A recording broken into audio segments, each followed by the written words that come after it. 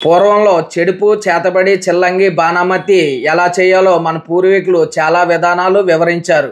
అందులో ఒక విధానాన్ని మనం అందరూ తెలుసుకుందాం. ముందుగా ఒక కొబ్బరికాయ తీసుకుని నల్ల రంగు వచ్చే వరకు బొగ్గుతో రాసేవారు. నల్లగా మారిన కొబ్బరికాయని 2 భాగాలుగా విభజించేవారు.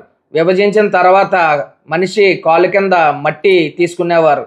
తీసుకున్న తర్వాత ఆ మట్టిని బొమ్మ చేసేవారు.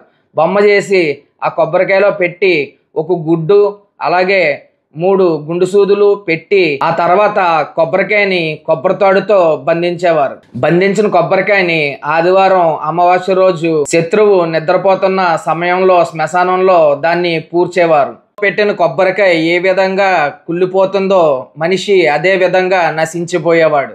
ఈ విధానం ఫలించాలంటే మంత్ర సాధన చేసే వాళ్ళకి మాత్రమే సాధ్యం అవుతుంది. ఈ వీడియో కేవలం ఎడ్యుకేషనల్ పర్పస్కి మాత్రమే కాబట్టి ఇంటి దగ్గర ఎవరో ప్రయోగాలు చేయకండి. మళ్ళీ మరొక తాంత్రిక విధానంతో మీ ముందుకు వస్తాను. జై కాలభైరవ.